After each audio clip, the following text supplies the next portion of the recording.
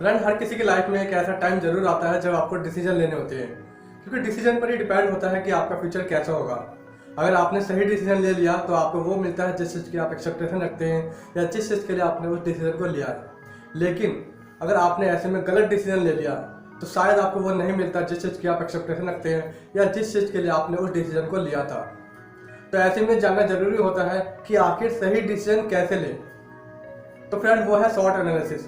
Friend, अगर आप life में कोई भी डिसीजन लेने से पहले एक बार अगर आप शॉर्ट एनालिसिस कर लेते हैं तो लाइफ में आप कभी भी अपने गोल तक पहुंचने में आपको किसी भी तरह की प्रॉब्लम को फेस नहीं करना पड़ेगा। तो क्या होती है शॉर्ट एनालिसिस, जानेंगे इस वीडियो में।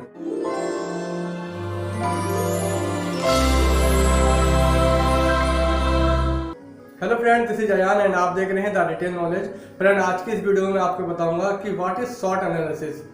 शॉर्ट एनालिसिस क्या है? फ्रेंड, बेसिकली शॉर्ट एनालिसिस एक टेक्निक है जो हेल्प करती है हमें डिसीजन लेने में। फ्रेंड, चाहे आप स्टूडेंट हैं, चाहे आप बिजनेसमैन हैं या चाहे आप कोई वर्किंग करते हैं, आप कोई भी हो, आप शॉर्ट एनालिसिस कर सकते हैं। कैसे करते हैं शॉर्ट एनालिसिस जानेंगे इस वीडियो में, लेकिन उससे पहले समझते हैं शॉर्ट की फुल फॉर्म को। फ्रेंड, शॉर्ट मतलब SWOT। एस का मतलब होता है strength, W for weakness, O for opportunities and T for threats.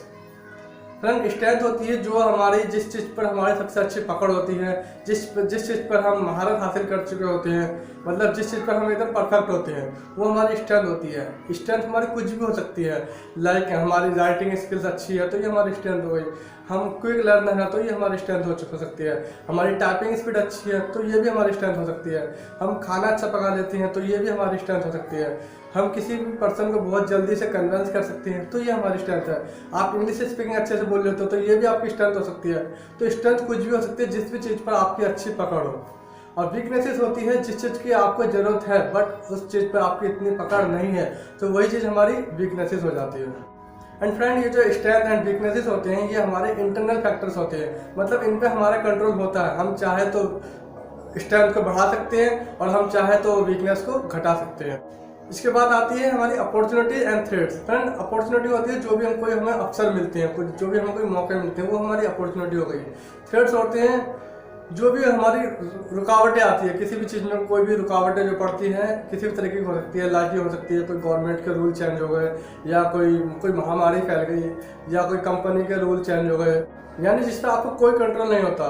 ये जो अपॉर्चुनिटीज एंड थ्रेट्स होती है ये आपके बस की बात नहीं होती, इसमें आपका कोई कंट्रोल नहीं होता है। आपको सिर्फ क्या करना है, आपको इसके अकॉर्डिंग अपने आप को ढाल लेना है। अगर आप अपॉर्चुनिटी के अकॉर्डिंग अपने आप को ढाल लेते हैं तो ये आपके लिए अपॉर्चुनिटी है, लेकिन अगर आप अपॉर्चुनिटी के साथ अपने आप को नहीं ढाल पाते हैं तो यही चीज़ आपके लिए थ्रेट्स बन जाती है। बेसिकली अपॉर्चुनिटी एंड थ्रेट्स एक ही सिक्के के दो पहलू हैं जो दोनों एक साथ होते हुए भी फिर भी आपस में अलग अलग है। फ्रेंड, शॉर्ट एनालिसिस को एक एग्जांपल से समझते हैं। फॉर एग्जांपल, आप रिटेल इंडस्ट्री में हैं और आप एज ए मैनेजर लेवल के लिए इंटरव्यू देना चाहते हैं, आप मैनेजर बनना चाहते हैं। तो फ्रेंड, अगर आप ये डिसीजन लेना चाहते हैं तो फ्रेंड आपको एक बार अपने ऊपर एक शॉर्ट एनालिसिस कर लेनी चाहिए। आपको पहले ये जानना चाहिए कि एक डिपार्टमेंट मैनेजर बनने के लिए क्या क्या चीज़ की रिक्वायरमेंट होती है, क्या स्किल्स रिक्वायरमेंट होती है, क्या एजुकेशन, क्या एक्सपीरियंस की रिक्वायरमेंट होती है। इस चीज़ को जानकर अपने ऊपर शॉर्ट एनालिसिस करनी चाहिए। उसी के अकॉर्डिंग अपने आप को आपकी स्ट्रेंथ एंड वीकनेसेस क्या है उस पर एनालाइज करना चाहिए कि क्या चीज़ कंपनी में रिक्वायरमेंट है और क्या चीज़ आपके पास है और क्या चीज़ आपके पास नहीं है। जो चीज़ नहीं है तो उसे आप कवर कर सकते हैं।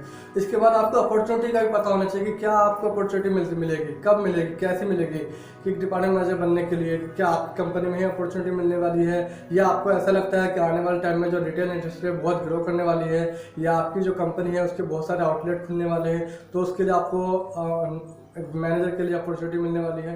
तो फ्रेंड, इसके साथ साथ आपको ये भी तैयारी करके रखनी है कि अगर कोई थ्रेट्स मिल जाए, थ्रेट्स का मतलब कोई किसी तरह की अगर बाधा हो जाए तो उस कंडीशन में आप अपने आप को कैसे निकालेंगे, आप कैसे रिकवर करेंगे। फॉर एग्जांपल, आपने अपनी पूरी तैयारी ऐसे मैनेजर लेवल के लिए ही कर रखी है, रिटेल मैनेजर के हिसाब से, और इन केस इकोनॉमी बिल्कुल डाउन हो गई, ऑफलाइन रिटेल जो है बिल्कुल धीरे धीरे डाउन चला गया और कंपनियां जो है जो पुराने स्टाफ है उनकी छटनी करनी शुरू कर दी और नए स्टाफ को हायर करना बंद कर दिया और कंपनी जितने भी ऑनलाइन रिटेल की तरफ एग्रेसिव होने लगे वो भी ऑनलाइन रिटेल की तरफ बढ़ने लगे।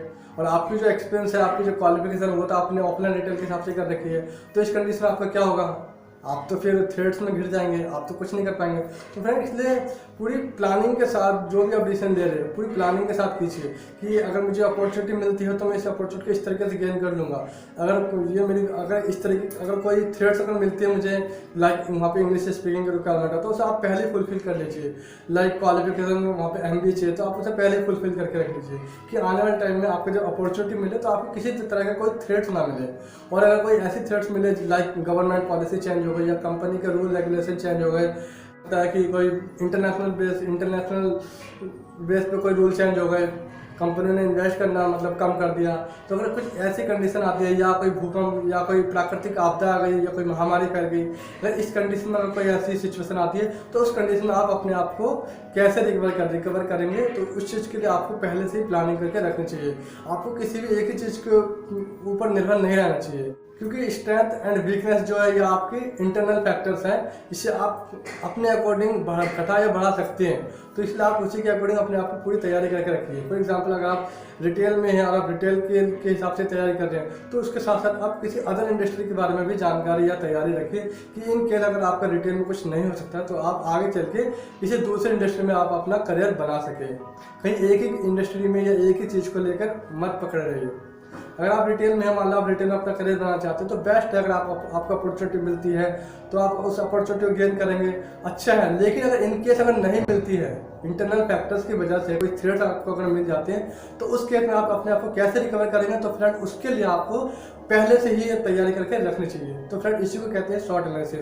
तो इसीलिए कहा जाता है कि अगर आप कोई भी डिसीजन लेने से पहले एक बार अपने ऊपर शॉर्ट एनालिसिस कर लेते हैं तो लाइफ में कभी भी आप अपने गोल तक पहुंचने में कभी भी आपको कोई बहुत बड़ी प्रॉब्लम को फेस नहीं करना पड़ेगा।